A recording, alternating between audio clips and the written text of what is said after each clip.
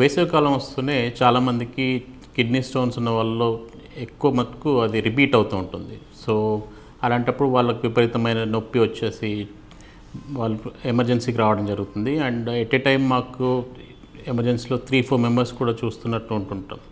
So ఇది అసలు సమ్మర్లో ఎందుకు పెరుగుతుంది, అసలు ఎలాంటి వాళ్ళకు వస్తుంది, అవన్నీ తెలుసుకోవడానికి మనతో డాక్టర్ భార్గవ ఉన్నారు. Welcome doctor.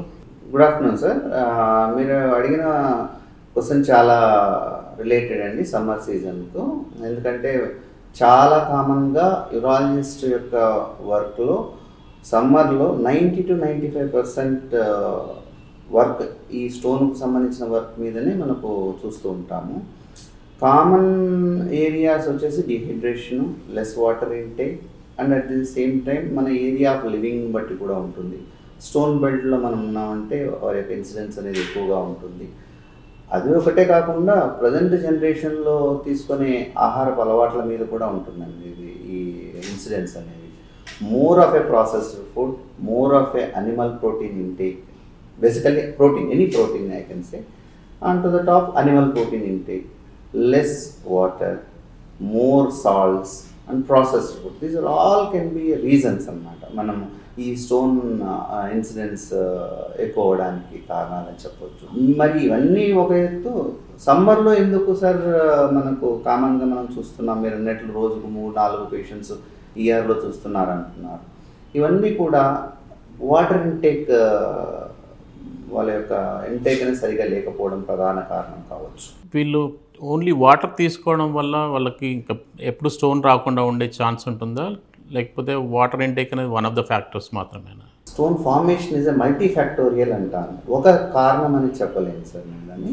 ఆ యొక్క ఇన్సిడెంట్స్లో ఇది ఒక రీజన్. ఈ స్టోన్ అనేది వాటర్ ఇంటేక్తో కానీ, లేదంటే రికరెంట్ ఇన్ఫెక్షన్స్తో కానీ, వారి యొక్క జన్యుపరంగా వారి యొక్క తల్లిదండ్రుల నుంచి ఉన్నటువంటి జీన్స్ పరంగా కానీ, అనటామికల్ అబ్నార్మాలిటీస్ ఇన్ కిడ్నీస్, అంటే దాని యొక్క క్రమంలో కిడ్నీ యొక్క అనాటమీలో కొంచెం తేడాలు ఉండడం వల్ల కానీ, ఇవన్నీ కూడా కొంత కారణం కావచ్చు ఈ స్టోన్ ఫార్మేషన్లో. ఇది ఒక ప్రివెంటివ్ మెజర్. మనం ఎక్కువ వాటర్ ఇంటేక్ తీసుకోమనడం అనేది కొంతవరకు మనం అరికట్టవచ్చు. అంతేకాని వాళ్ళలో మీరు మంచిగా నీళ్ళు తీసుకోండి, మీకు లైఫ్ లాంగ్ స్టోన్ ఫార్మేషన్ రాదు అనే దానికి డెఫినెటివ్ ప్రూఫ్స్ లేవు సార్. అంటే అదొక్కటే మనము ప్రివెంటివ్ ఆస్పెక్ట్ అనేది చెప్పలేము. సో వీళ్ళు కొద్దిమందికి వాటర్ తీసుకోండి అనగానే లీటర్లు తాగేస్తుంటారు. సో ఎక్కువ వాటర్ తాగడం వల్ల వాళ్ళకి ఏదైనా ప్రమాదం ఉందా? Is it safe? మనం ఇవన్నీ కూడా స్టాండర్డైజ్ చేయలేము సార్. ఇప్పుడు ఫర్ ఎగ్జాంపుల్ ఒక పేషెంట్ వస్తారు మీ దగ్గరికి, అతనికి కార్డియాక్ ప్రాబ్లం ఉంటుంది, రీనల్ ప్రాబ్లం ఉంటుంది, or some sort of pulmonology లంగ్స్కి సంబంధించిన ప్రాబ్లం ఉంటుంది, లేదంటే క్రియాటినిన్ ఎక్కువ నిండొచ్చు. అందరికీ చెప్పినట్లు మీరు 2-2.5 లీటర్లు పర్ డే తీసుకోండి సార్, మీకు స్టోన్ ఫార్మేషన్ రాదు అని చెప్పామనుకోండి, వాళ్ళని మనము ఇంకా ప్రమాదం లేక నెట్టినట్లే అవుతుంది. ఫర్ ఎగ్జాంపుల్ కార్డియాక్ డిస్ఫంక్షన్ ఉన్నటువంటి పేషెంట్ని అనుకుందాం. ఎజెక్షన్ ఫ్రాక్షన్ అంటే కార్డియాక్ కెపాసిటీ, ఫంక్షనల్ కెపాసిటీ అది పూర్గా ఉందనుకుందాం. ఆ పేషెంట్కు నేను పర్ డే 2-2.5 లీటర్లు తీసుకోమని చెప్పాను అనుకోండి, next day the patient will be landing up in ER with oedema, cardiac failure. So అలా ఒక మెజర్ ఏదైతే ఉందో ఈ 2-5 లీటర్లు అనే మెజర్ ఒక ప్రివెంటివ్ ఆస్పెక్ట్లో మనం చెప్తున్నాము, అది ఐడియల్ క్యాండిడేట్కు చెబుతున్నటువంటి మెజర్, అంతేకాని నాట్ ఫర్ ఆల్ పేషెంట్స్. ఇప్పుడు కిడ్స్కి ఉంటుంది, కార్డియాక్ పేషెంట్ ఉంటుంది, రీనల్ ఫెయిల్యూర్ పేషెంట్ ఉంటుంది. For example creatinine level 3 or 4 ఉందనుకోండి, వాళ్ళకు మోడరేట్ చేస్తాం మనం లిక్విడ్స్ను. Per day your intake should be less than 1 litre అనేది, ఎందుకంటే వాళ్ళకి కిడ్నీ ఫిల్టరేషన్ కెపాసిటీ అనేది ఉండదన్నమాట. అలాంటి వాళ్ళలో మనం ఒకటేసారి 2.5 లీటర్స్ తీసుకోమని చెప్పామనుకోండి, వాళ్ళని ప్రమాదం లేక నెట్టినట్లే అవుతుంది. అలాంటి సినారియోస్ ఉంటాయన్నమాట. ఈ నొప్పి అనేది వస్తుంటుంది, పోతూ ఉంటుంది. సో కాన్స్టెంట్గా అనేది ఉండదు. అందుకని చాలామంది కేర్ డిలే చేస్తుంటారు.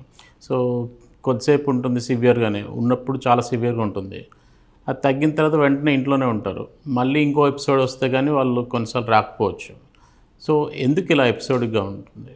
యూజువల్గా renal pains is the worst pain. అంటే I can scale this pain as like grade స్కేల్లో 10/10 అనే చెప్తాను. చాలా సివియర్గా ఉంటుంది. ప్యాంక్రియాటిక్ పెయిన్ అని కానీ, రీనల్ కోలిక్, దీన్ని రీనల్ కోలిక్స్ అంటారు, అవి పెయిన్ కానీ చాలా సివియర్గా ఉంటుంది గ్రేడింగ్. వీళ్ళల్లో ఎందుకు పెయిన్ వస్తుందంటే ఇది ఒకటే కాదండి సిమ్టమ్. యాక్చువల్గా వాళ్ళలో ఎలాంటి సిమ్టమ్స్ ఉంటాయండి? For example I will tell you, patient ఎలా ప్రజెంట్ అవుతారంటే pain, vomitings, decrease in output, burning, urinary infections, blood in the urine, decrease in output, ఇవన్నీ there are so many symptoms. మనం ఎలిసిట్ చేస్తూ వెళ్తే ఇవన్నీ సిమ్టమ్స్ మనకు వస్తూ వెళ్తాయి. వాళ్ళలో pain is the more predominant symptom అనమాట. పెయిన్ ఎందుకు వస్తుంది అంటే కిడ్నీ నుంచి ఎప్పుడైతే stone, ureter, kidney is a big space, అక్కడ నుంచి స్టోన్ వచ్చేసి యూరెటర్లో బ్లాక్ చేయడం జరుగుతుందో అప్పుడు ఆ కిడ్నీ నుంచి యూరిన్ పోవడానికి దారి లేక కిడ్నీ వాపుకు గురవుతుంది. ఆ వాపు వచ్చినప్పుడు ఆటోమేటిక్గా పేషెంట్కు పెయిన్ వస్తుంది. See, whenever the kidney tries to push the stone and whenever you take more water, అంటే దాని మీద కిడ్నీ మీద బర్డెన్ పడుతుంది, it tries to send the urine out. So ఆటోమేటిక్గా పేషెంట్కి పెయిన్ వస్తుంది. పెయిన్ రాలేదు అనే సిమ్టమ్ వచ్చింది అనుకోండి, అది టెంపరీగా షట్ డౌన్ అయినట్లు అనమాట kidney. That doesn't means pain రాలేదు అన్నంత మాత్రాన స్టోన్ పాస్ అయిపోయినట్లు కాదండి. స్టోన్ రాకపోయినా మనకు కొన్నిసార్లు ఏమవుతుంది, టెంపరీగా రీనల్ షట్ డౌన్ ఉంటుంది ఆ పర్టికులర్ కిడ్నీ. నాకు యూరిన్ వస్తుందని చెప్తారు, ఎందుకంటే 2 కిడ్నీస్ ఉంటాయి, ఇంకొక కిడ్నీ నుంచి మనకు అవుట్పుట్ ఉంటుంది. ఆ రెండో కిడ్నీ నుంచి ఏది రావాల్సిందో అది షట్ డౌన్ అవుతుంది. దానివల్ల ఏమవుతుంది, టెంపరీగా నీకు పెయిన్ రిలీఫ్ ఉండొచ్చు, అంతేకాని that doesn't mean stone pass అయినట్టు. సో మనం we have to keep that in mind and we have to compulsory evaluate it in the form of ultrasound or city.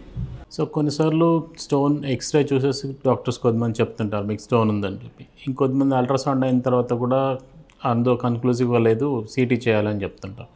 ఎందుకు ఇలా మల్టిపుల్ మోడాలిటీస్ చూస్ చేస్తుంటాం?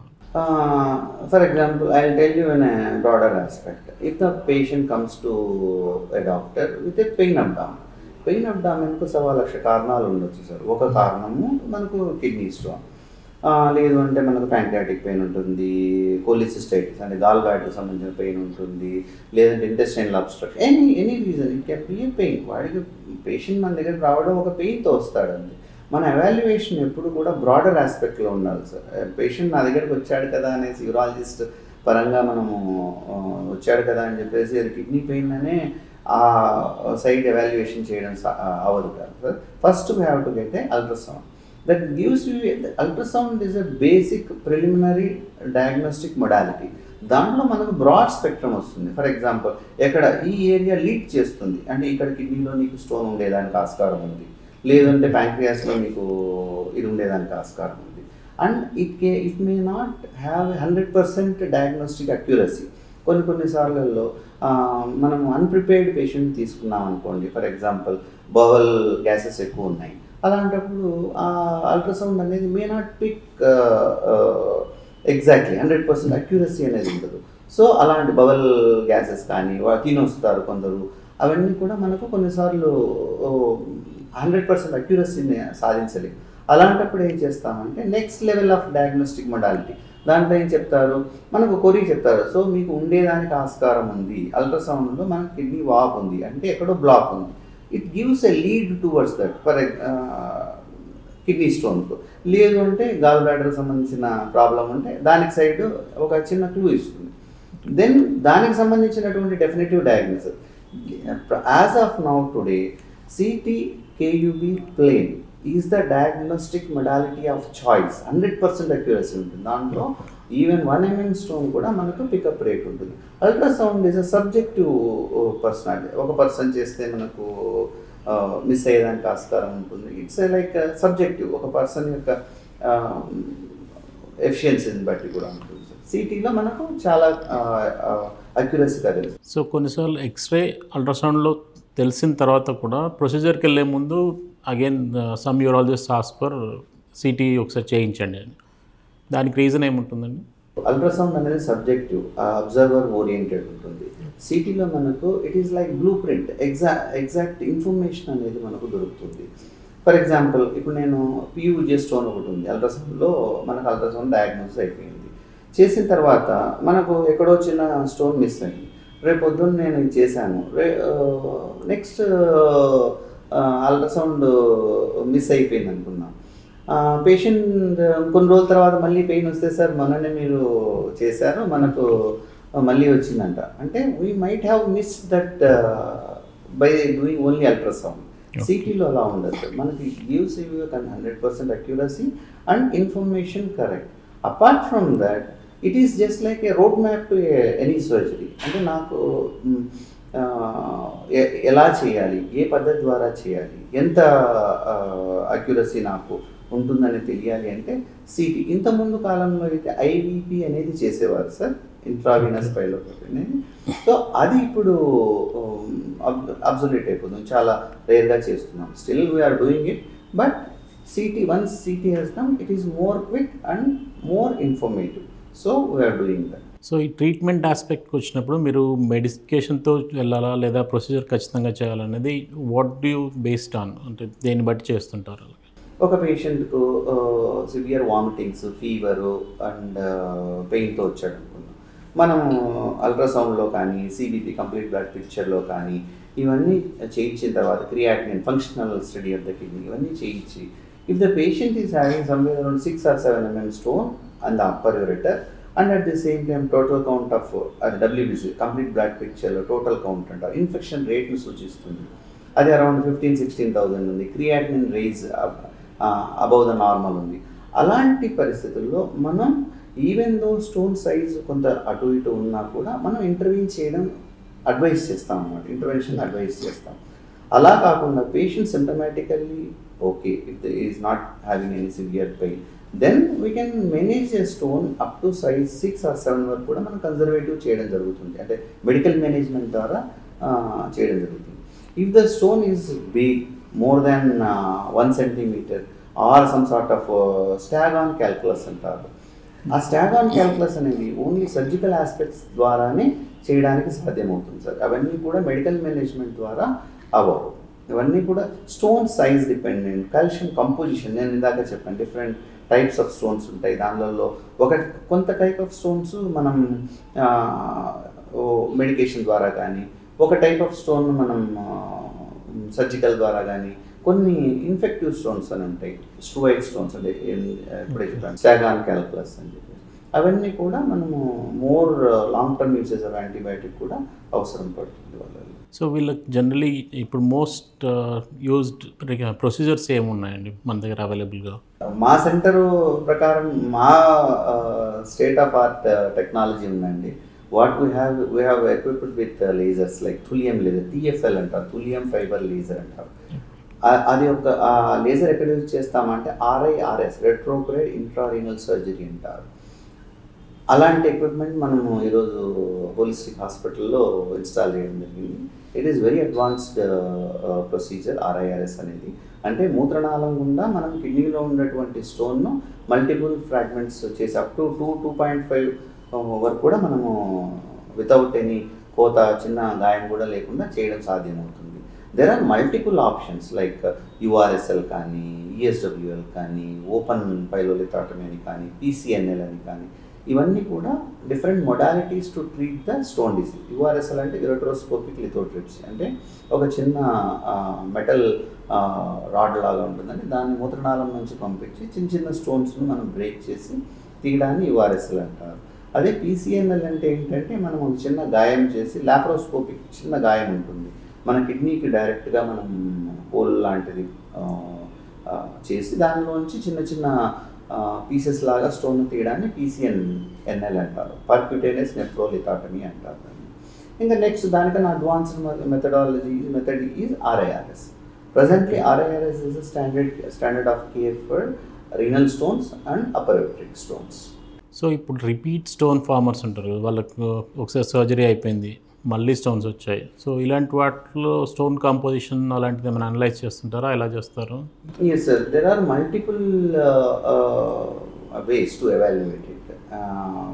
Metabolic evaluation అంటారు, basic metabolic evaluation and at the same time extended metabolic evaluation అంటారు. అంటే there are different parameters like uric acid చూస్తాము, దాని తర్వాత కాల్షియంను చూస్తాము, యూరిన్లో 24 అవర్స్ యూరిన్ ఎంత ప్రొడ్యూస్ చేస్తున్నాడని చూస్తాము, ఆక్సలేట్స్ చూస్తాము. ఇవన్నీ బ్లడ్ వర్క్ కూడా ఉంటుంది. అవే కాకుండా ఇవి స్టోన్ కంపోజిషన్ బట్టి కూడా ఉంటుంది. స్టోన్ కంపోజిషన్ ఎందుకు మనం ఒకసారి మనం స్టోన్ తీసిన తర్వాత మనం దాన్ని అనాలిసిస్ స్పెక్ట్రోగ్రఫీ ద్వారా మనం అనాలిసిస్ చేస్తాం సార్. దాన్ని అది చేసిన తర్వాత దానిలో ఉన్నటువంటి కంపోజిషన్ తెలుస్తుంది. కాల్షియం ఆక్సలేటా, కాల్షియం కార్బోనేటా, యూరిక్ యాసిడా, స్ట్రువైటా, ఇవన్నీ డిఫరెంట్ టైప్స్ ఆఫ్ స్టోన్స్ అవి. ఒక్కొక్క రకమైన స్టోన్లో ఒక్కొక్క విధమైనటువంటి మనం జాగ్రత్తలు, వారి యొక్క మెడికేషన్, దాంట్లో ఏమేమి వాడుకోవాల్సిన తిండి పదార్థాలు అంటే డైటరీ అడ్వైజ్ ఇవన్నీ ఇవ్వడం జరుగుతుంది. అందుకోసమనే మనం ఎవాల్యుయేషన్ ఆఫ్ స్టోన్ స్పెక్ట్రోగ్రఫీ ద్వారా చేయడం ఇంపార్టెంట్. సో ఇందాక 2 కిడ్నీస్లో ఒక సైడ్ స్టోన్ వచ్చి వాళ్ళకి పెయిన్ తగ్గిపోయింది అనుకొని వాళ్ళు అక్కడే నెగ్లెక్ట్ చేస్తుంటారు అన్నట్టు చెప్పారు. సో అలా నెగ్లిజెన్స్ అయిన తర్వాత 1 మంత్కి అలా వచ్చేస్తారు అనుకోండి మీ దగ్గరికి, ఆ స్టోన్ రిమూవ్ చేస్తే ఆ పర్టికులర్ కిడ్నీ మళ్ళీ రీయాక్టివేట్ అయ్యే ఛాన్స్ ఉందా? ఎస్ సార్, కొంతకాలం వరకు మనకు కిడ్నీ డ్యామేజ్ లేకుండా కూడా రికవర్ అయిపోతుంది sir. If the time is prolonged, something like వాళ్ళు మంత్స్ టుగెదర్ అలా పెట్టేసుకొని దాంట్లో ఎలా ఉంటుందంటే కిడ్నీ యొక్క థిన్నింగ్ అనేది స్టార్ట్ అవుతుంది and ballooning. See kidney will be start producing the urine but there is no pathway to go.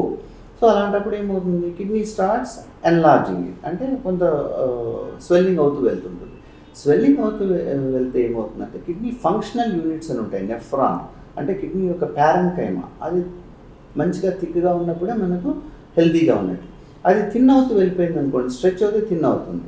It's a permanent loss, వాళ్ళకు కిడ్నీ డ్యామేజ్ అయిపోతుంది. ఈ once you cross certain stage ఆ recovery అనేది ఉండదు sir. వాళ్ళ యొక్క kidney అప్పుడు damage అయిపోవడం జరుగుతుంటుంది. ఈ ఏజ్ ఫ్యాక్టర్స్ ఏమన్నా do they come in to play? అంటే ఈ ఏజ్లో ఎక్కువ చూస్తుంటాము, లేదా ఈ మేల్స్లో కానీ ఫీమేల్స్లో అలా ఏమన్నా డిఫరెన్షియేషన్ ఉందా? Age factor around 30 to 50 is a very predominant age group, sir. We commonly see in that age group. That doesn't mean మనకు పీడియాట్రిక్ ఏజ్ గ్రూప్లో రాదు అనేది ఏం లేదు. వాళ్ళల్లో కాకపోతే మెటబాలిక్ ఎర్రర్స్ ఉంటాయి.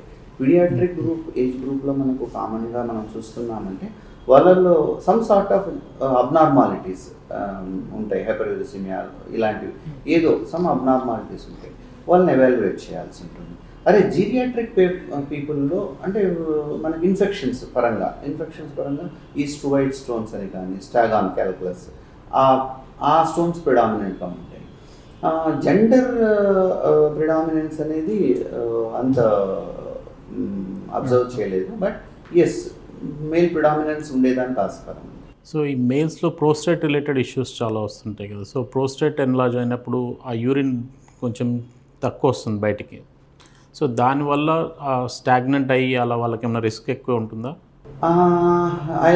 I can tell the other way around. ఇప్పుడు for example anything which leads to the bladder outlet, అంటే బ్లాడర్ అవుట్లెట్లోనే మనకి ప్రోస్టేట్ అని కానీ లేదంటే స్ట్రిక్చర్ అనే ప్రాబ్లం ఉండడం వల్ల కానీ ఇలాంటి పేషెంట్స్లో మనకు యూరిన్ అనేది సరిగా వెళ్ళలేకపోయింది అనుకోండి, స్టాగ్నేట్.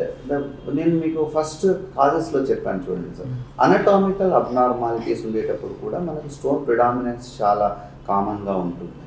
అనటామికల్ అబ్నార్మాలిటీస్ అంటే ఏంటంటే సమ్ సార్ట్ ఆఫ్ అబ్స్ట్రక్షన్స్, అంటే ఎక్కడో చోట మనకు బ్లాకేడ్ ఉందనుకోండి, అక్కడ ఏమవుతుంది స్టేసిస్, వాటర్ స్టేసిస్ అంటే యూరిన్ స్టేసిస్ వస్తుంది. స్టేసిస్లో మనకు స్టేసిస్ అంటే ఒక నిలకడగా ఒక చోట ఉండిపోతుంటుంది, అక్కడ స్టోన్ ఫార్మేషన్ అనేది చాలా కామన్గా ఉంటుంది. Those are called secondary stones. ఈ పర్టికులర్ మీరు అడిగిన క్వశ్చన్కు ప్రోస్టేట్ పరంగా మీకు ఎక్కువ ఎన్లార్జ్మెంట్ ఉంది, patient is not able to pass urine comfortably, అలాంటి ఆ క్లినికల్ సినారియోస్లో మనకు బ్లాడర్ స్టోన్స్ ఫార్మేషన్ అనేది ఎక్కువ ఉంటుంది. Those bladder stones are secondary stones, అంటే ఈ బ్లాకేడ్ వలన ఏర్పడినటువంటి స్టోన్స్ అవి. సో కొద్దిమంది చిన్న స్టోన్స్ ఉన్న వాళ్ళు కూడా సర్జరీ అడ్వైజ్ చేస్తుంటారు. సో అలాంటి స్పెషల్ పాపులేషన్ ఎవరు ఉంటారు? యూజువల్గా కన్జర్వేటివ్ మేనేజ్మెంట్ అడ్వైజ్ చేస్తుంటాం సార్. చిన్న చిన్న స్టోన్స్ అప్ టు 3-4 mm అలాంటి స్టోన్స్. చాలామందికి మనం ఇప్పుడు జనరల్ పాపులేషన్లో ఒక ఇన్సిడెన్స్ చూస్తే అరౌండ్ 30-40% మెంబర్స్కు 3-4 mm ఇలాంటివి ఉండేదానికి ఆస్కారం ఉంటుంది. అందరికీ అడ్వైజ్ చేయము, కానీ కొన్ని special categories, I can say something like this. Sailors who will be on board for months together on sea, లేదంటే astronauts, లేదంటే who are running pilots అని కానీ, లేదు అంటే ఈ స్పెషల్ పీపుల్ ఉంటారు, అంటే those who work in certain areas, అంటే మిడ్ సీ కానీ ఇలాంటి వాళ్ళలో మనకు compulsory clearance. Some people in the military, these people we usually recommend them completely. ఎందుకు మనం రికమెండ్ చేస్తామంటే, ఆన్ బోర్డుకు వెళ్ళారనుకోండి, they will be 3 to 4 months in the sea. Once if they get such a pain, then it is very difficult to get a treatment there. So that is the main reason we usually, without any blockade, without any complaint, మనం తీయడం జరుగుతూ ఉంటుంది. So కొద్దిమంది single కిడ్నీతో పుట్టుంటారు, లేదా వాళ్ళ loved ones ఎవరికైనా donate చేసి ఉండొచ్చు. సో వాళ్ళ కోసం any special notice? Yes sir, they are the very top priority patients. ఎందుకంటే సాలిటరీ ఫంక్షనింగ్ కిడ్నీ ఉంటుంది. అలాంటి పేషెంట్స్లో మనం స్టోన్ వచ్చి బ్లాక్ అవ్వడం వల్ల అబ్సల్యూట్ అన్యూరియాలోకి వెళ్ళిపోతారు. అంటే స్టోన్ బ్లాక్ చేయడం వల్ల యూరిన్ ప్రొడక్షనే లేకుండా పోతుంది, వాళ్ళకి క్రియాటినిన్ అనేది పెరిగిపోతుంటుంది, వాళ్ళ యొక్క ప్రొడక్షన్ అనేది ఉండదు. సో కంప్లీట్ బ్లాకేడ్లో ఉంటారు. సో అలాంటి పేషెంట్స్ను మనము తాత్సారం చేయకూడదు. We need to be on high alert and we need to clear the stone as early as possible. So సమ్మర్లో స్టోన్స్ అనేవి చాలా ఎక్కువ అయ్యే ఛాన్స్ ఉంటుంది. మీకు ఆల్రెడీ ఉన్నా లేదా లేకపోయినా మళ్ళీ ఇప్పుడు వచ్చే ఛాన్స్ కూడా ఉంటుంది. సో అందుకని ప్రాపర్గా హైడ్రేట్ అవ్వడం అనేది ఇంపార్టెంట్ అని చెప్పి యూరాలజిస్ట్ చెప్తున్నారు. Thank you doctor for sparing your time. Thank you sir, thank you once again. So మన కిడ్నీ అనేది ఇలా ఉంటుంది. సో ఈ పెరిఫరల్ ఏరియా ఏదైతే ఉందో అది మాత్రమే వర్కింగ్ ఏరియా. సో యూరిన్ని ఫిల్టరేషన్ చేసేది పెరిఫరల్ ఏరియా. అక్కడ నుంచి యూరిన్ అనేది పాస్ అయ్యి ఈ మిగతా ఏరియా అంతా కూడా జస్ట్ యూరిన్ని కిందికి పాస్ చేయడానికి మాత్రమే పనికి వస్తుంది. సో ఈ పెరిఫరల్ ఏరియా మనకి ఎంత హెల్తీగా ఉంటే అంత బెటర్ ఫిల్టరేషన్ అనేది ఉంటుంది, కిడ్నీ ఫంక్షన్ బాగుంటుంది. ఈ కిడ్నీలో ఒక స్టోన్స్ ఫామ్ అయినాయి అనుకోండి, ఆ స్టోన్స్ మనం ఎర్లీగా తీసుకోకపోతే ఏం జరుగుతుందని చూద్దాం. సో ఈ స్టోన్స్ ఫామ్ అయినప్పుడు ప్రిడామినెంట్గా 3 ప్లేసెస్లో అవి బ్లాక్ అయ్యే ఛాన్స్ ఉంటుంది. 1 ప్లేస్ ఇక్కడ ఉంటుంది. సో ఫస్ట్ ప్లేస్ అనేది పెల్వియూరెట్రిక్ జంక్షన్ అంటాము, అక్కడ అవుతుంది. సో ఒకవేళ అక్కడ కాలేదు అంటే కనుక నెక్స్ట్ లొకేషన్ వచ్చేసి ఈ మిడ్వే, మనకి ఎక్కడైతే మేజర్ బ్లడ్ వెజల్స్ క్రాస్ అవుతుంటాయి వీటిని, సో అక్కడ కొంచెం కింక్ అయి ఉంటుంది ఈ నాళం, కాబట్టి అక్కడ ఇంకో స్టోన్ వచ్చేసి అక్కడ బ్లాక్ అయ్యే ఛాన్స్ ఉంటుంది. సో సైజ్ని బట్టి అది ఎక్కడ బ్లాక్ అవ్వాలనేది ఉంటుంది. సో ఒకవేళ ఇక్కడ మిస్ అయితే కనుక థర్డ్ వచ్చేసి ఎక్కడైతే మనకు బ్లాడర్లోకి ఎంటర్ అవుతుందో ఈ నాళం, అక్కడ వచ్చి బ్లాక్ అయ్యే ఛాన్స్ ఉంటుంది. సో ఈ 3 ఏరియాస్లో ఎక్కడ బ్లాక్ అయినా కానీ మనకు ఆ ప్రెషర్ ఎఫెక్ట్స్ అనేవి బ్యాక్ సైడ్ వెళ్తూ ఉంటాయి. సో నార్మల్లీ యూరిన్ అనేది కిందికి ఇలా వచ్చేస్తుండాలి. సో ఒకవేళ ఇక్కడ యూరిన్ వచ్చేసి బ్లాక్ అయిపోయింది అనుకోండి స్టోన్ వల్ల, బ్లాక్ అయినప్పుడు మనకి ఈ ప్రెషర్ అంతా కూడా వెనక్కి వెళ్తుంది. ఈ బ్యాక్ ప్రెషర్ వల్ల యూ కెన్ సీ ఈ నాళం అనేది ఉబ్బుతూ ఉంటుంది. సో సైజ్ పెరుగుతూ వస్తుంది. ఆ బ్యాక్ ప్రెషర్ అంతా కూడా పైకి వెళ్ళిపోయి మెయిన్ కిడ్నీ మీద పడుతుంటుంది. సో ఆ కిడ్నీ మీద పడినప్పుడు సో ఆ ప్రెషర్ ఎఫెక్ట్ వల్ల ఈ ఏరియా అనేది స్లోగా తగ్గిపోతుంటుంది, థిన్ రిమ్ లాగా ఫామ్ అవుతుంది. సో దానివల్ల ఈ కిడ్నీ అనేది ఫెయిల్ అయ్యే ఛాన్స్ ఉంటుంది. సో అందుకని మన కిడ్నీ స్టోన్స్ ట్రీట్మెంట్ అనేది ఎప్పుడూ డిలే చేయకూడదు.